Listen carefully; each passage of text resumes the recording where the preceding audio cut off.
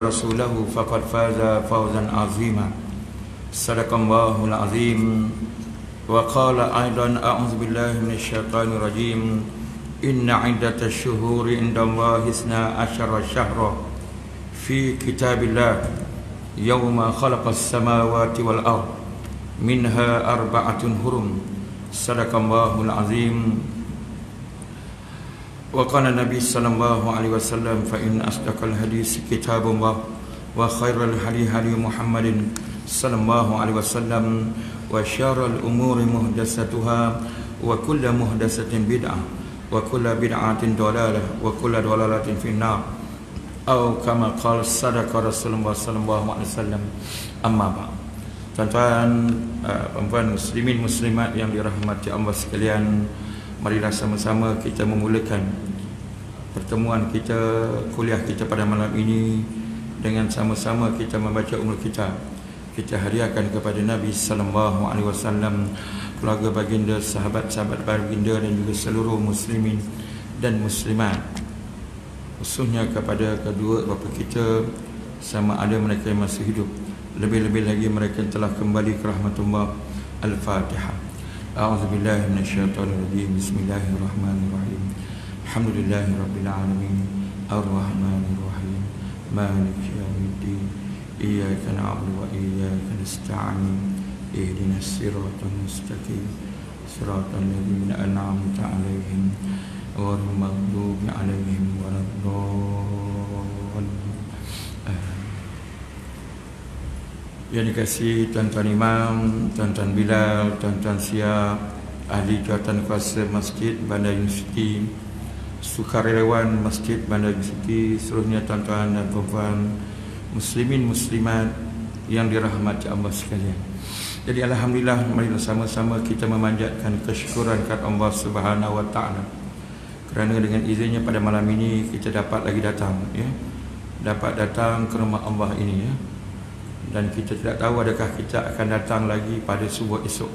Jadi kita berdoalah kepada Allah Subhanahu Wa Taala, semoga Allah memberikan kita kekuatan untuk terus beramal dengan amal-amal yang saleh, insya-Allah. Walau siapa pun Perdana Menterinya di luar sana, tentu kena terus datang. Betul. Sehari dua ni orang sibuk dengan jumpa Seri Paduka Baginda yang di-Tuan Agong.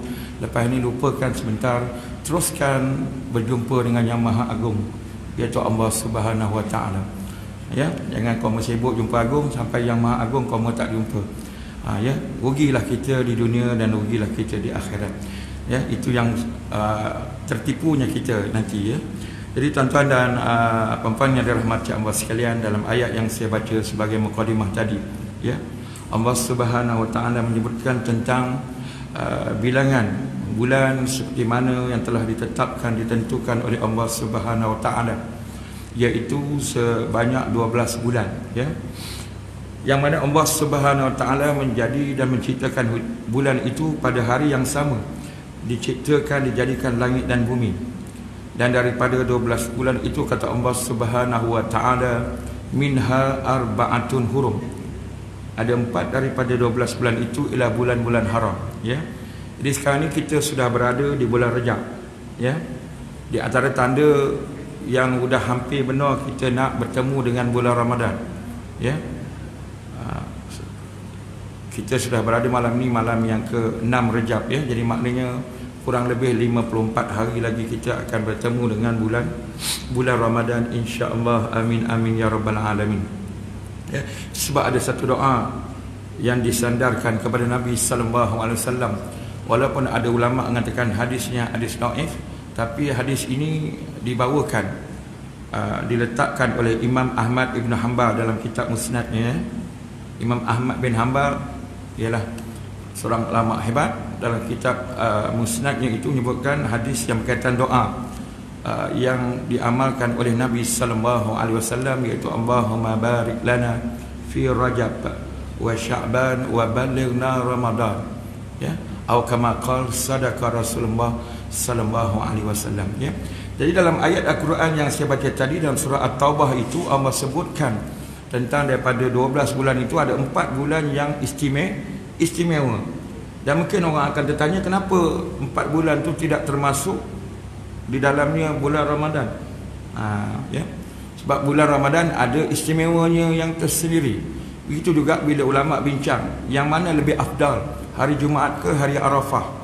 Masing-masing ada alasan yang tersendiri.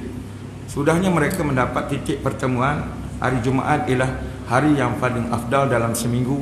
Maknanya tiap-tiap minggu hari Jumaat itu ialah afdal. Itu sebab disebutkan oleh Imam Syafi'i rahimahullahu ta'ala dalam kitab Al-Umnya, di antara malam-malam yang dimustajabkan doa oleh Allah Subhanahu wa ta'ala ialah malam Jumaat. Ya. Selain daripada malam 1 Rajab, ya, sudah berlalu. Jadi kita teruskanlah sebab kita masih lagi berada dalam kesempatan bulan Rajab sebagai salah satu daripada bulan-bulan haram. Ya.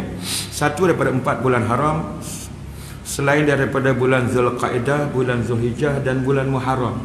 Ya. Yang keempat ialah bulan Rajab. Ya. Yang mana Nabi SAW menyebutkan dalam hadis tentang bagaimana kelebihan puasa dalam bulan-bulan haram ini. Dikatakan dia lebih seafdal puasa selepas puasa yang fardu, iaitu puasa bulan Ramadan, ialah puasa dalam bulan-bulan haram. Dan dalam 4 bulan itu yang paling afdal ialah berpuasa dalam bulan Muharram. Ya. Itu juga saya sebut tadi, ulama bincang hari Jumaat atau hari Arafah. Hari Arafah dikatakan hari yang terhebat dalam setahun. Ya, maknanya itu merupakan perhimpunan tahunan khususnya bagi mereka yang berada di padang Arafah untuk wukuf di sana. Ya. Jadi disebut oleh Imam Al-Baghawi, Imam Al-Baghawi rahimahullahu ta'ala. Dia ni gelaran dia ialah Abu Muhammad. Dia ni seorang ulama hebat, walaupun dia lahir di Iran, tapi dia ialah Sunni, ya, bukan Syi'i. Ya. Dia lahirnya dalam tarikh disebutkan dia lahir tahun 433 Hijrah, dan ada riwayat menyebutkan dia lahir tahun 436 Hijrah. Ya, dan dia meninggal tahun 516 after Hijrah. Ya. Jadi kita kena tahu sikit-sikitlah benda ini, maklumat-maklumat ini, supaya nanti bila orang tanya siapa Imam Al-Baghawi itu, aku tak kenal pun. Ya. Dia ni ialah pengarang tafsir Al-Baghawi, ya. Dan dia juga ada tulis satu kitab Syarhus Sunnah, ya. Kitab yang sangat antara kitab yang menjadi rujukan ulama-ulama, ya. Apa kata Syekh Al-Baghawi maksud tentang ayat yang seterusnya, ya. Setelah kita baca tadi minha arba'atun hurum, maka Allah Subhanahu wa ta'ala menyebutkan ayat seterusnya, zalika dinul qayyim fala tazlimu fihinna anfusakum sadaqallahul azim. Yang demikian itu ialah jalan yang lurus, ya. Disebut seterusnya fala tazlimu fihinna anfusakum, maka jangan kamu menzalimi diri kamu dalam bulan-bulan haram itu. Ya. Apa kata Syekh Al-Baghawi rahimahullahu ta'ala? Dikatakan jangan kamu melakukan maksiat pada bulan-bulan haram itu, dan jangan kamu meninggalkan taat kepada Allah Subhanahu wa ta'ala. Ya. Jadi maknanya tuan-tuan dan puan-puan yang dirahmati Allah sekalian, dalam bulan-bulan haram yang saya kata tadi, Zulqaidah, Zulhijjah, Muharram dan Rajab itu, kita sangat-sangat diberikan penekanan oleh Islam, jangan kita buat maksiat dalam bulan-bulan haram. Jangan salah faham pula, habis bulan lain boleh buat maksiat ke ustaz? Tidak, sama juga, ya. Bulan lain terutamanya, sebab kadang-kadang ada satu masjid tu saya jumpa, dilarang mengumpat di dalam masjid. Maknanya luar masjid boleh mengumpat ke? Tuan-tuan jangan salah faham pula. Oh, dalam masjid dia tak boleh mengumpat, luar kamu membawang. Oh, kami membawang aja, bukan mengumpat. Itu istilah-istilah yang kadang-kadang kita dikelirukan oleh istilah-istilah. Dah betul mengumpat, kamu tukar membawang dan seumpama dengannya. Ya. Jadi tuan-tuan dan puan-puan yang dirahmati Allah sekalian, jadi kita kena pelihara diri kita dalam bulan-bulan haram ini, bermula daripada bulan Rajab. Itu sebab ulama kata bulan Rajab ini istimewanya sebab dia ada yang istimewanya di 10 malam yang pertama daripada bulan Rejab. Ya, kita ingatkan 27 Rejab tu 10 malam terakhir. Sebabnya mereka mengatakan kalau tidak, masakan Imam Asy-Syafi'i menyebut malam yang pertama daripada bulan Rejab itu di antara malam yang mustajab doa. Ya. Kemudian bulan Syaban pula dia istimewanya di 10 malam yang kedua daripada 11 hinggalah 20 sebab di tengah-tengahnya ada nisfu Syaban. Ya, walaupun tidak ditetapkan apa amalan yang kita boleh lakukan, tapi daripada koma sembang-sembang hal-hal yang tak ada kaitan, eloklah dibaca Yasin. Ya, macam Ustaz Adli Shah kata tadi kan, dulu orang buat bubur 40 jenis, tapi dikecilkan tinggal satu jenis je, tinggal bubur Asyura saja katanya. Dulu-dulu banyak bubur yang dibuat sebagai meraihkan hari Asyura dan yang seangkatan dengannya, ya. Itu juga bulan Ramadan, tuan-tuan. Bulan Ramadan istimewa sebab dia ada 10 malam yang terakhir. 10 malam yang terakhir daripada bulan Ramadan ialah di antara malam-malam yang mempunyai kelebihan yang hebat di sisi Allah Subhanahu wa taala. Ya. Itu sebagai mukadimah kita, tuan-tuan. Kita sambung perbincangan kita pada bulan yang sudah kita membicarakan, ya, tentang bagaimana gurur kerana salah sangka terhadap Allah Subhanahu wa taala. Salah sangka. Ya, malam ini kita akan sambung lagi, iaitu berkaitan dengan ayat surah Al-Mujadalah, ya. Firman Allah Subhanahu wa taala, a'udzubillahi minasyaitonir rajim. Wa yaquluna fi anfusihim laula yu'azzibuna Allahu bima naqul. Sadaqallahul azim. Ya. Dan mereka berkata sesama mereka sendiri, ya, kalau benar Muhammad sallallahu alaihi wasallam itu utusan Allah Subhanahu wa taala, maka sepatutnya kami disiksa oleh Allah Subhanahu wa taala disebabkan kata-kata buruk yang kami ucapkan itu. Maknanya, tuan-tuan dan puan-puan yang dirahmati Allah sekalian, orang-orang kafir sesama mereka mengatakan, kalau benarlah, ya, kalau benarlah Nabi Muhammad sallallahu alaihi wasallam itu utusan Allah, patutnya demo yang lebih teruk, ya, lebih teruk diseksa oleh Allah Subhanahu wa taala, sebab mereka mengatakan macam-macam kepada Rasulullah sallallahu alaihi wasallam. Mereka mengatakan Nabi itu orang gila lah, mereka mengatakan Nabi itu ahli sihir, mereka mengatakan Nabi itu ahli nujum. Ya, tuan-tuan boleh melihat dalam ayat-ayat banyak kita, ya, mereka mengatakan Nabi majnun, kahin, ya, macam-macam. Tapi inilah kita, orang kafir beranggapan apa tu. Jadi ada iras-iras, ya. Kalau kami ni memang orang teruk, dia kata, dah lama dah kami dipanah di peti, dia kata. Bila kami pergi ke Mekah, dia kata, tak elok aja kami balik ke Malaysia, tak ada apa-apa apa. Itu suku sakat itu juga, tuan-tuan. Ya, ada perwatakan karakter orang-orang kafir yang mencabar Allah Subhanahu wa taala. Itu sebab dia ada satu istilah yang tuan-tuan sedia maklum, iaitu dinamakan istidraj, ya. Istidraj, ya. Dalam Al-Quran Allah Subhanahu wa taala ada menyebutkan 2 kali tentang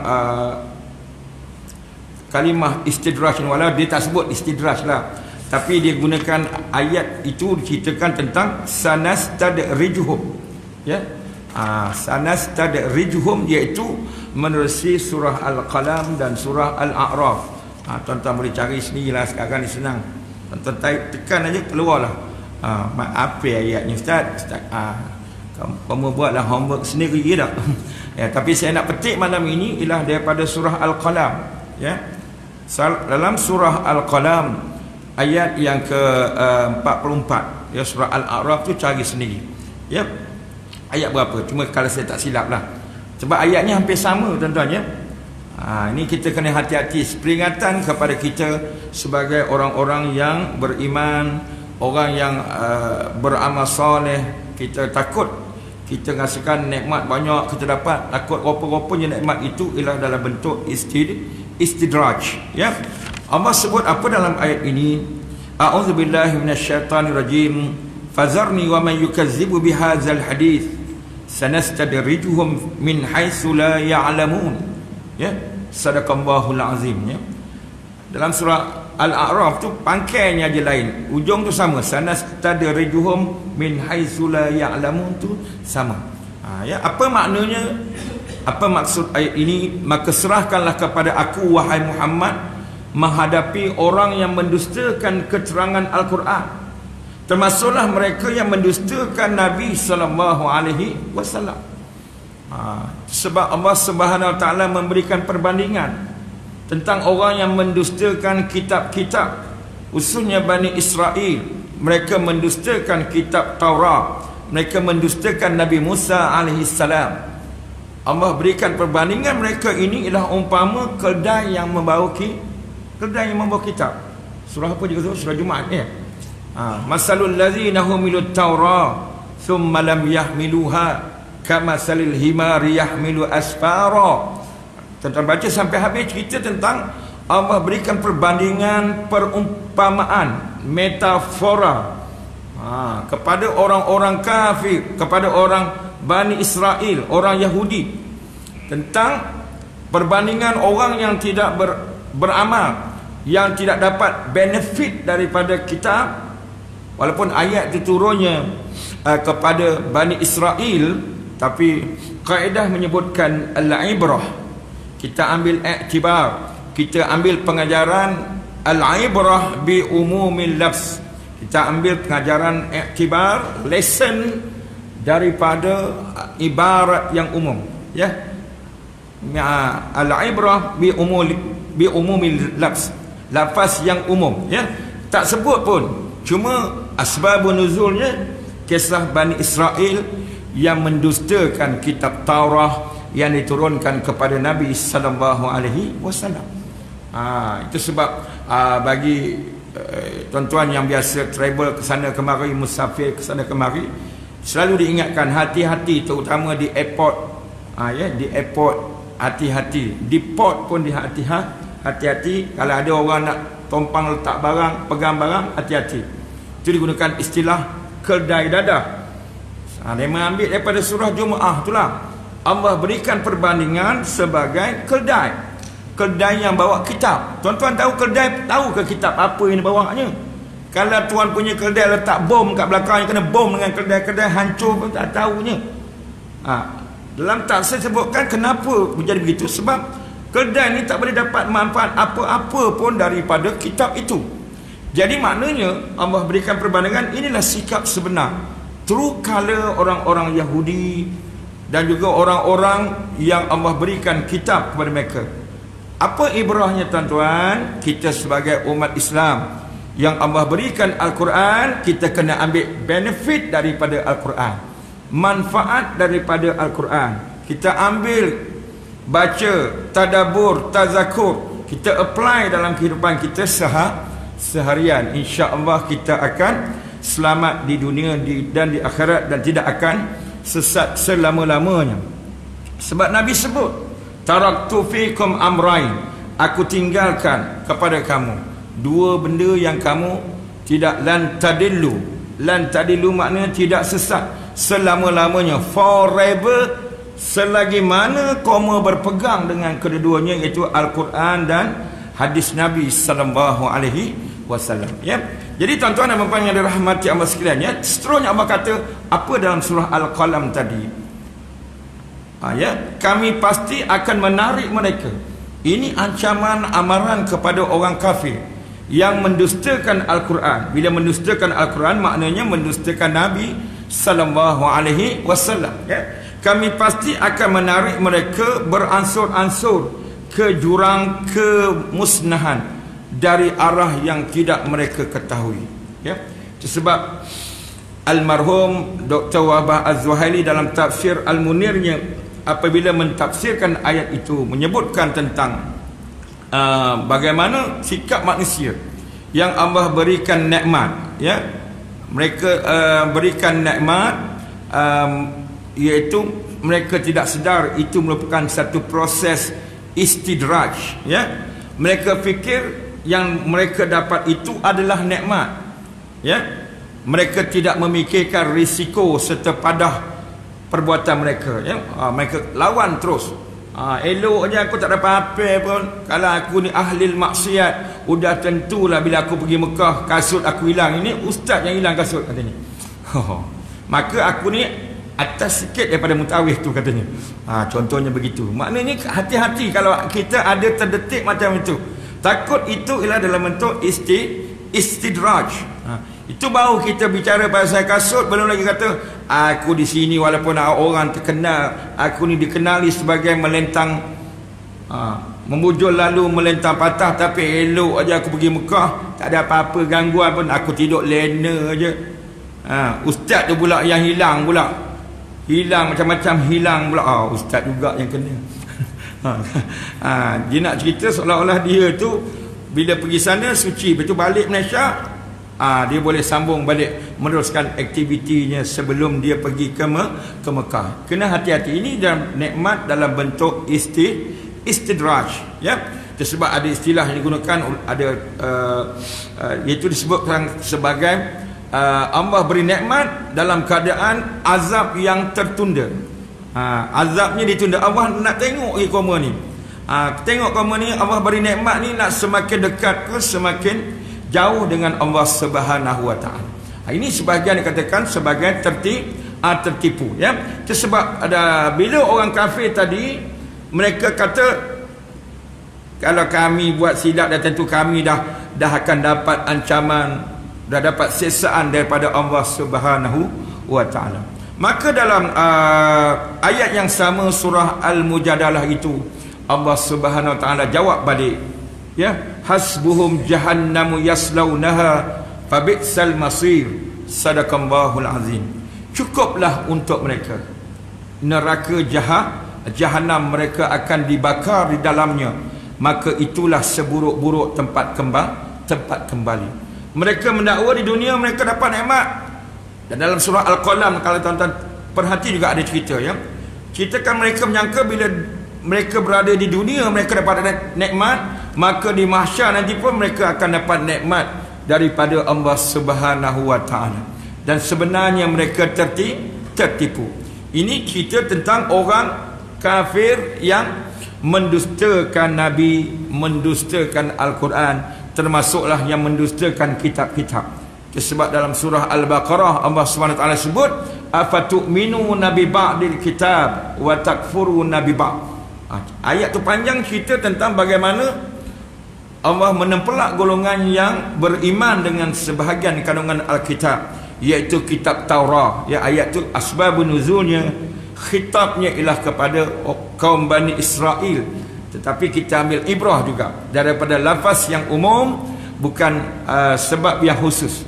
Sebab yang khususnya memang kepada Bani Israel, tapi kita tengok lafaznya umum, tidak sebut secara direct siapa ditujukan, ya.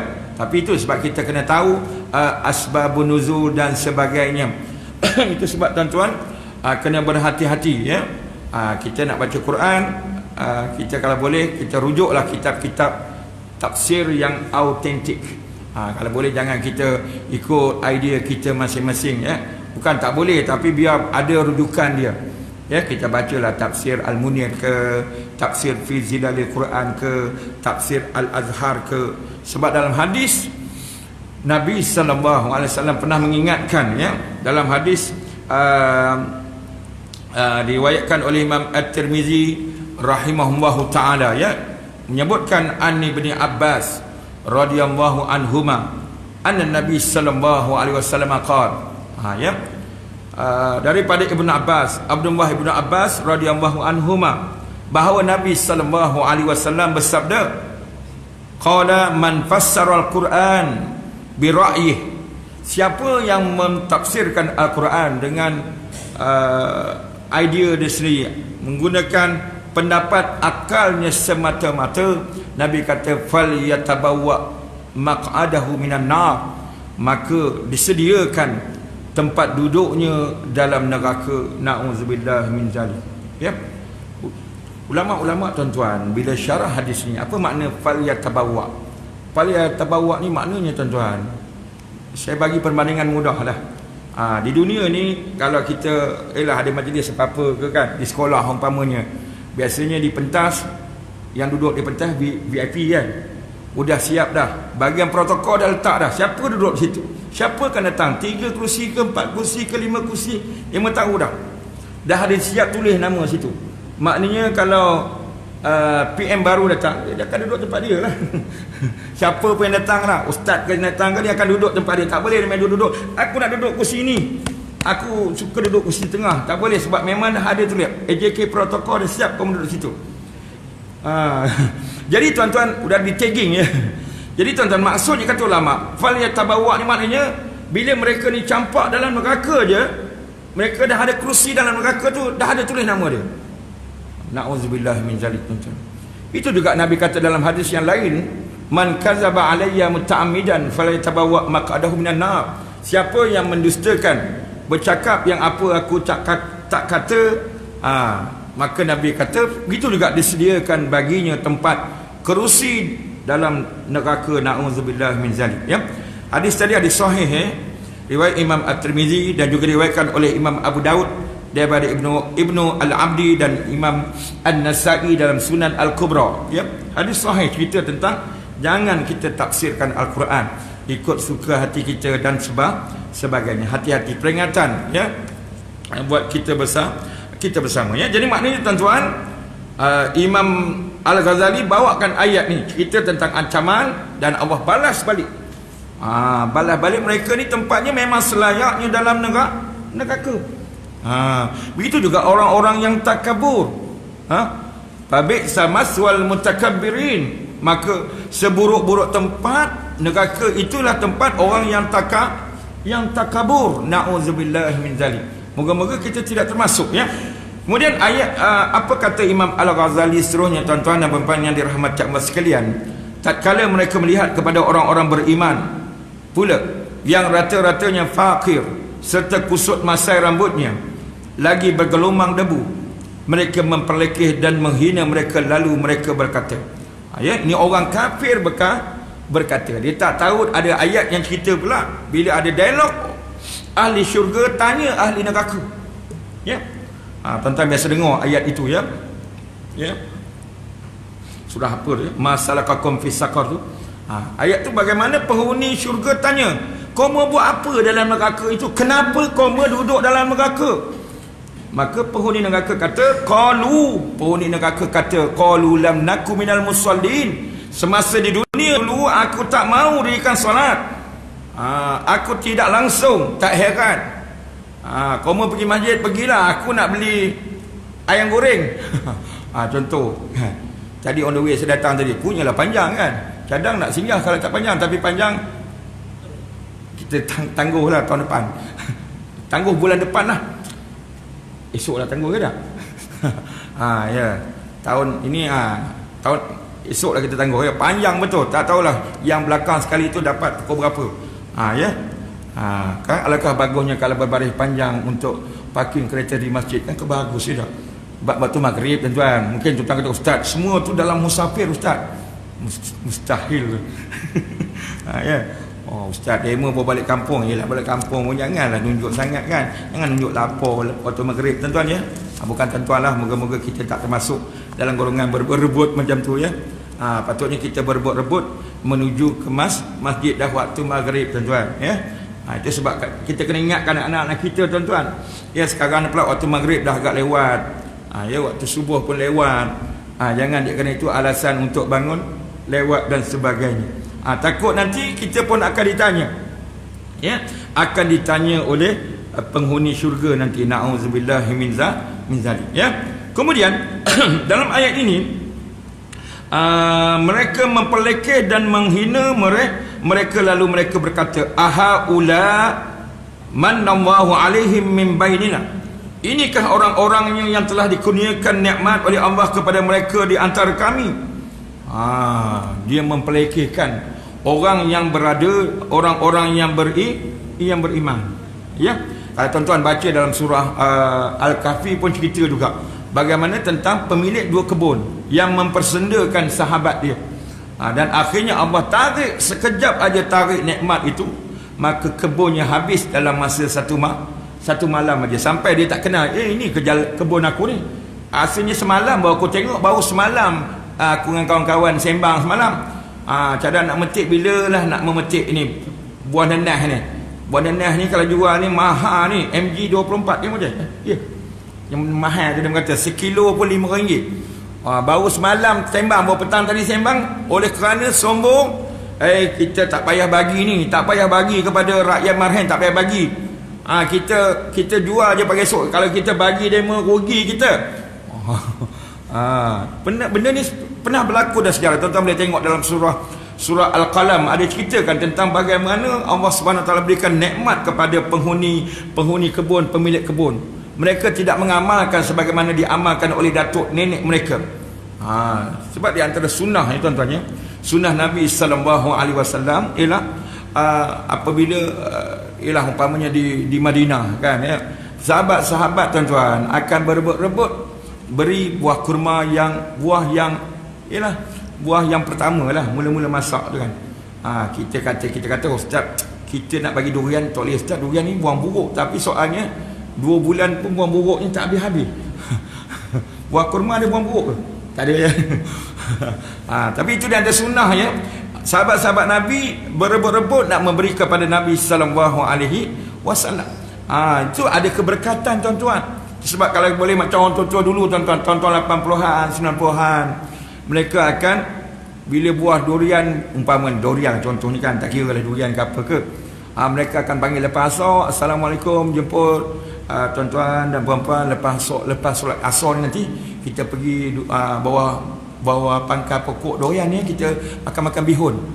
Di Kabul makan bihun tapi sebenarnya makan durian. Tu orang dulu takap pun berlapik. Orang sekarang aku ada banyak pokok durian. Jangan harap kau nak makan free. Tu ayat dia. Kalau nak beli kat tepi jalan katanya. Tu bezanya. Tu sebab orang dulu-dulu bukan sekadar makan dekat bawah pangkal pokok durian, tapi ada dekat balai lentang surau, balai lentang masjid, berbakul-bakul, beraga-raga. Itu dulu ustaz, dulu buah banyak. Memanglah buah banyak sebab mereka sedekah banyak. Hari ini sedekahnya banyak juga. Banyak labun aja. Itu cerita, bukan tuan-tuan lah, ini tempat lain. Ya. Jadi tuan-tuan dan puan-puan yang rahmat Allah sekalian, bagaimana orang-orang yang tidak beriman mempersendakan orang-orang yang beriman, mempelekehkan. Inilah dia pengikut Nabi SAW. Inilah pengikut Muhammad. Udahlah miskin, mustadafin, kusut masai pula, tak layak dia nak duduk bersama kami. Ya.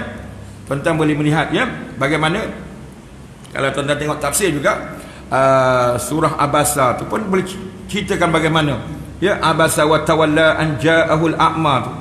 Bagaimana orang kafir ini, mereka bila melihat Abdullah ibnu Umi Maktum tu, dia melihat dengan sebelah mata je. Kami tak layak nak duduk dengan sahabat-sahabat yang macam tu, yang OKU macam tu, bahasa mudahnya begitu. Maka kami diberikan layanan yang istimewa di sisi Nabi SAW. Kalau tuan-tuan baca, tengok tafsirnya bagaimana Nabi SAW entertain pemuka-pemuka Quraisy dan berpaling daripada sahabat Nabi itu. Abasa, Nabi bermasa muka, wa tawalla, dan memalingkan mukanya daripada sahabat yang datang itu. Anja'ahul a'ma, iaitu yang datang itu seorang sahabat yang buta. Maka Allah tegur Rasulullah sallallahu alaihi wasallam. Iaitu sebab lepas itu Nabi bila nampak aja Abdullah ibnu Umi Maktum ini ataupun ibnu Umi Maktum ini, maka Nabi akan memberikan tempat kepada dia. Maka sahabat tanya, ya Rasulullah, apa istimewanya dia tu?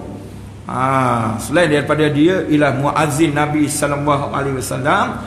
Nabi kata, kerana dialah aku ditegur oleh Allah Subhanahu wa taala. Aku merasakan apabila aku meraihkan orang pembesar musyrik, aku akan dapat crowd yang lebih besar, lebih ramai lagi orang kafir yang masuk Islam, tapi rupanya aku silap, kata Nabi sallallahu alaihi wasallam. Tonton baca dalam tafsir itu, cerita tentang bagaimana kisah itu ya. Itu yang biasanya digunakan oleh persatuan-persatuan ini, dia mengaitkan tentang bahawa Islam memberikan kedudukan yang istimewa juga kepada orang-orang yang kurang dari segi, sedikit kurang dari segi keupayaannya berbanding orang yang lebih dari segi keupayaannya ya. Itu diberikan keistimewaan ya. kusut masai rambutnya, bergelumang dengan debu. Sebab kata tuan baca dalam tafsir tu ceritakan bagaimana mereka nak minta, mereka buat MOU dengan Nabi sallallahu alaihi wasallam. Ya Muhammad, kami boleh beriman, tapi bila kami beriman, kami nak tempat yang asing. Kami tak mau kami duduk dengan Ibnu Umi Maktum ini. Bukan begitu bahasa mudahnya, tuan-tuan boleh tengok tafsir balik ya. Kami nak duduk tempat special. Jadi ulama-ulama tuan-tuan dan puan-puan yang dirahmati Allah sekalian, daripada ayat ini, daripada riwayat-riwayat macam inilah ulama-ulama mengambil kesimpulan kita adalah dilarang untuk mengasing dan membeza-bezakan tetamu-tetamu yang datang ke rumah kita. Sama je. Kalau orang rakyat marhen, kau mau bagi dia makan oden, contohnya oden pula ustaz, mana punya oden, maka orang kaya pun dapat oden, rakyat marhen pun dapat oden, mustadafin pun dapat oden, asnaf pun dapat oden.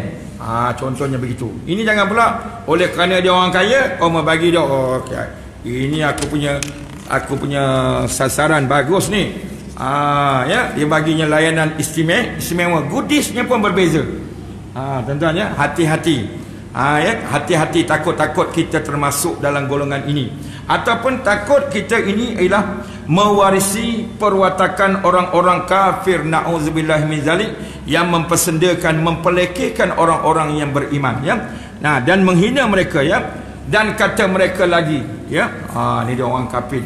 Ceritakan. Itu sebab tuan-tuan dan puan-puan yang dirahmati Allah sekalian, ya, kenapa Al-Quran banyak sebut ya tentang kisah-kisah Bani Israel, tentang umat-umat yang terdahulu, supaya kita mengambil pengajaran tuan-tuan. Jangan diulangi sejarah silam. Bagaimana tuan-tuan kalau dalam tafsir sebut surah apa ya? Surah Qalam kalau tak silap ya. Surah Qalam juga ya. Bagaimana Nabi Yunus ditegur oleh Allah Subhanahu wa taala. Kenapa kau melari? Ya, kalau dengar tadi Ustaz Baldi Shah tadi dia cerita, sepanjang dakwah Nabi Yunus hanya 2 orang saja yang menyahut seruan Nabi Yunus alaihi salam. Maka Nabi Yunus pula lari naik kapal. Ya. Naik kapal dan akhirnya ditelan oleh ikan. Ya, dalam surah Al-Qalam ada cerita di situ tentang bagaimana Allah memerintahkan nabinya supaya bersabar. Nabi dikabarkan sebagaimana tidak sabarnya Nabi Yunus alaihi salam. Dan kadang-kadang Nabi tuan-tuan Nabi akan sebut, sabarlah kamu sebagaimana sabarnya Nabi Allah Musa alaihi salam. Ya, sebagaimana sabarnya Nabi Nuh. Kalau tuan-tuan melihat tadi kata Datuk Baldi Shah, Nabi Nuh pun tuan-tuan, bila Allah perintahkan Nabi Nuh alaihi salam buat kapal, take time, panjang. Nabi Nuh kata, ya Allah, ya Tuhanku, tengah padang pasir mana ada pokok. Maka Nabi Nuh AS pun dikirakan tanam pokok. Bayangkan pokok nak tanam boleh hidup, mana boleh hidup? Boleh hidup 6 bulan, tak maunya memang makan tahun. Itu sebab tuan-tuan, Nabi Nuh lah di antara Nabi yang sangat panjang tempoh dakwahnya. Disebutkan oleh Ustaz Baldi Shah tadi, yang naik kapal tu pun 40 orang je naik bahtera tu. Yang lain tu semua daripada rimau, unta, kan kebau. Ya, daripada hamba-hamba yang beriman 40 orang saja dalam riwayat menyebutkan. Maknanya setelah berdakwah 950 tahun tuan-tuan, hanya beberapa orang saja. Bayangkan nak kirakan setahun berapa orang? 950 tahun tuan-tuan ya. Sebab Allah menegah baginda supaya jangan jemu ya. Dalam surah Al-Qalam ya, ayat nak kaitkan dengan ayat 43 dan 44 surah Al-Qalam ya. Jangan jemu menyampaikan dakwah seperti Nabi Nuh alaihi salam. Walaupun 30 tahun berdakwah, tapi 2 orang je. Tapi Nabi Nuh alaihi salam dah jemu.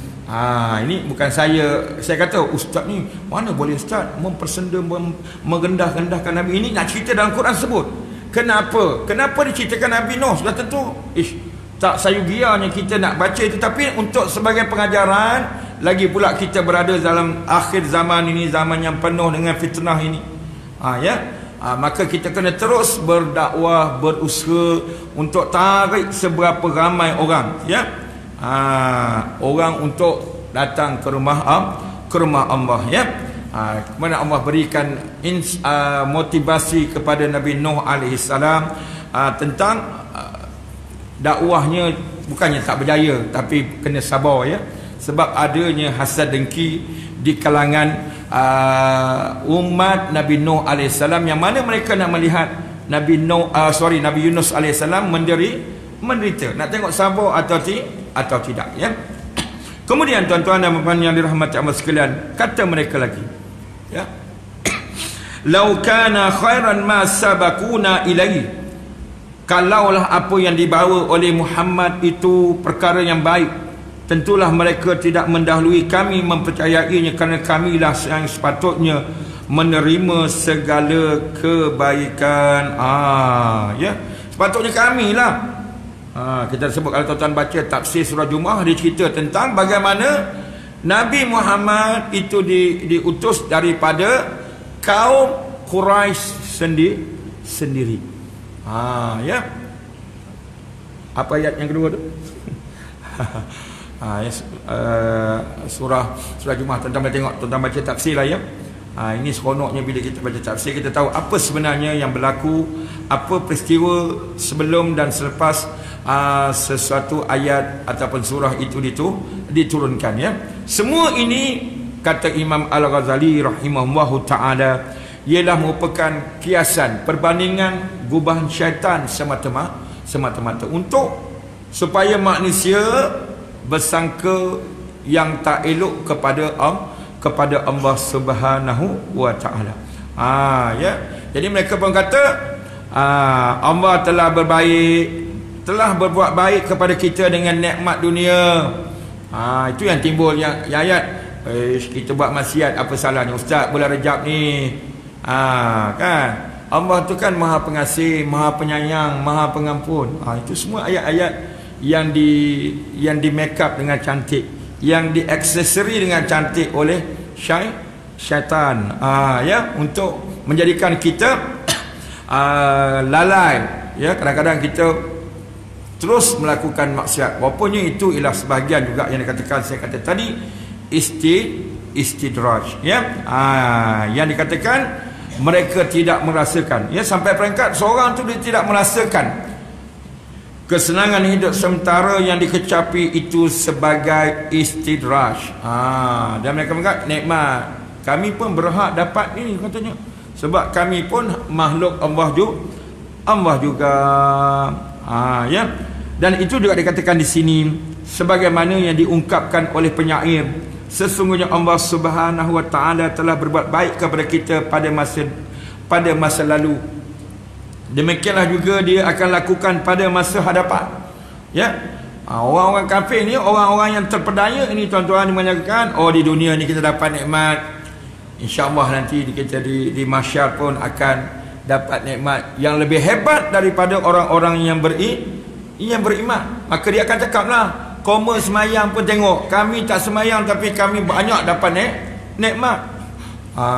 Ya. Itu kena pula tengok pula kita, tafsiran Rahman dan Rahim Allah Subhanahu wa ta'ala. Maka mereka telah membandingkan, kata Imam Al-Ghazali rahimahullah ta'ala, membandingkan masa hadapan dengan masa lalu berdasarkan kepada kemurahan, karamah dan kasih sayang dan yang diterima. Kerana dia berkata, kalaulah aku ini tidak mulia. Ini kata-kata bisikan syaitan ya.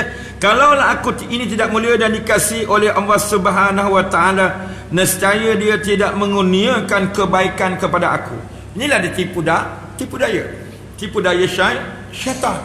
Dan kita biasa dengar yang hadis ya, tentang bagaimana kalau Nabi sebut dalam kitab Hidayatus Salikin, dia sebut ya, kalau dunia ini ada nilai di sisi Allah dan di sisi manusia, maka Nabi sebut orang kafir itu takkan dapat walaupun nikmat sebesar sebelah sayap nyamuk ya.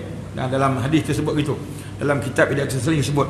Maknanya tuan-tuan dan puan-puan yang dirahmati Allah sekalian, dunia ini ialah memanglah kita dunia jambatan akhirat, tapi maknanya fokus kita yang utama ialah akhirat sana. Dunia ini tempat kita beramal untuk kita mendapat ganjaran yang di sisi Allah di akhirat nanti, ya. Sebab dia kata tipu daya berlaku pada sangkaannya bahawa setiap yang melakukan kebaikan muhsinin, ya, akan mengasihi. Ini juga turut muhib, mengasihi, bahkan pada sangkaannya bahawa nikmat Allah Subhanahu Wa Taala kepadanya ini adalah petanda kebaikan, maka dia telah terpedaya dengan Allah kerana dia menyangka dirinya mulia di sisi Allah Subhanahu Wa Taala dengan satu dalil yang sebenarnya tidak menunjukkan kepada kemuliaan, bahkan bagi orang memiliki pandangan dengan batin ia menunjukkan kepada kehinaan. Allah beri nikmat tapi dia makin jauh daripada petunjuk Allah Subhanahu Wa Taala. Dia semakin jauh daripada untuk datang ke masjid, datang ke rumah Allah Subhanahu Wa Taala untuk duduk dalam masjid ilmu. Ya. Sebab dibandingkan di sini, Imam Al-Ghazali memberikan perbandingan. Contoh bandingannya adalah seorang lelaki yang mempunyai dua orang hamba yang masih budak. Seorang darinya dibenci dan seorang lagi dikasihinya. Maka dia melarang hamba yang dikasihi itu dari bermain dan mengajakkannya ke sekolah dan menahannya di situ untuk mengajarnya adab. Dia juga melarangnya daripada makan buah-buahan dan menikmati kelazatan makanan yang memudaratkan dan memberikannya ubat yang bermanfaat untuknya. Manakala hamba yang dibencinya itu dibiarkan hidup sesuka hatinya. Maknanya tanpa ada lantak koma situlah. Tapi bagi anak yang disayangnya ini, dia diberikan bandingan, ya, oleh Imam Al-Ghazali, dua hamba yang masih budak, dibenci dan dikasihi, ya. Maka dia bermain dan dia tidak ke sekolah, makan apa saja yang disukai. Macam orang yang Islam dengan orang yang bukan Islam. Orang Islam dia ada larangan-larangan. Kau kena pergi sekolah, kena ikut peraturan sekolah. Kau kena balik petang pergi sekolah agama, malam kena mengaji dan sebagainya. Tapi bagi orang bukan Islam, kau boleh buat apa yang kau suka. Jadi orang yang tadi yang dibencinya, ini yang dikatakan nikmat dalam keadaan azab yang tertangguh, ya. Yang demikian itu adalah ghurur semata-mata, kata Imam Al-Ghazali, ya. Sebab orang yang berbuat suka hati tadi dibiarkan menurut hawa nafsu dan menikmati kelazatan hidup. Ya. Yang demikian adalah ghurur semata-mata. Demikian jugalah nikmat dunia dan kelazatannya. Sesungguhnya Allah melindungi hamba-Nya daripada dunia, padahal Dia mengasihinya, sebagaimana seseorang melarang pesakit dari makan dan minum kerana sayang padanya. Demikianlah yang diriwayatkan daripada penghulu sekalian manusia, ya. Diriwayatkan benda ni, Allah melindungi hamba-Nya, ya. Nabi bagi tahu Allah akan melindungi hamba-Nya sebagaimana seseorang melarang pesakit dari makan dan minum kerana sayang padanya. Umpamanya kita cek gula dah 10 tu sihat ke tak sihat, betul? Tak berapa nombor lah. Maka kita pun doktor kata koma ni, gula koma ni dah 10 ni, kena berhati-hati. Koma nak minum aja air wadi, jangan minum air selain daripada air wadi. Kalau minum memang koma akan ditanam di dalam al-wadi ni.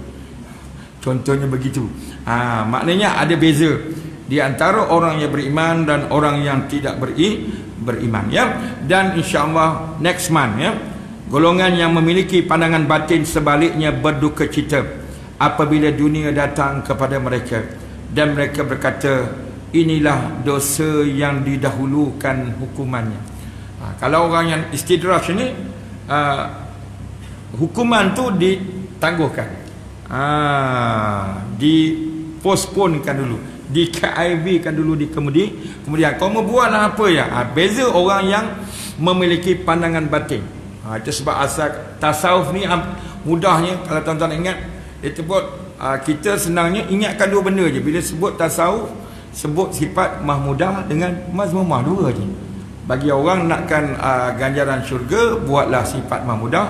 Orang yang buat sifat mazmumah, sifat yang tercela, maka dia akan dihumban, dicampakkan ke dalam neraka Allah Subhanahu wa Ta'ala. Itu sebab kita kena minta doa, Allahumma aslih lana, ya Allah, perbaikilah urusan dunia kami, dunia allati fiha ma'ashuna, Yang mana di dunia itulah tempat kami tinggal.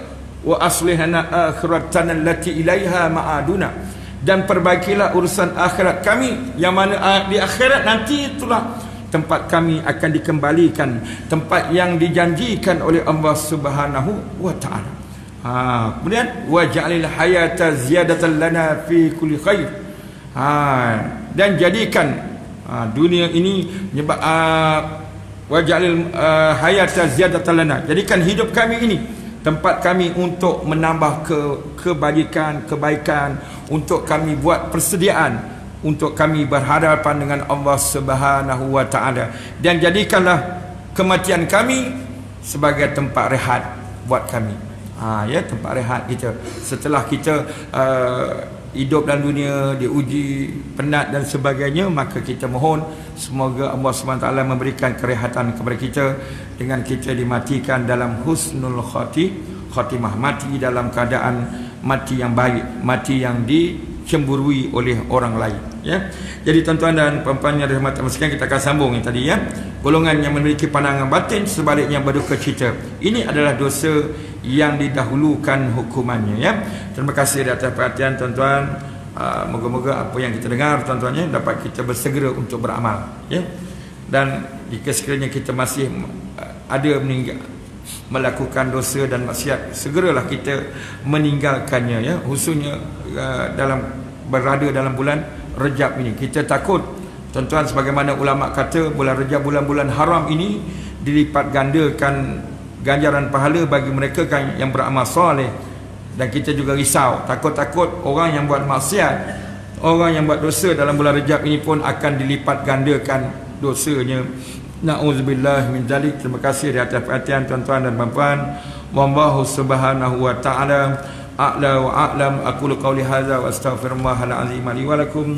Assalamualaikum warahmatullahi wabarakatuh.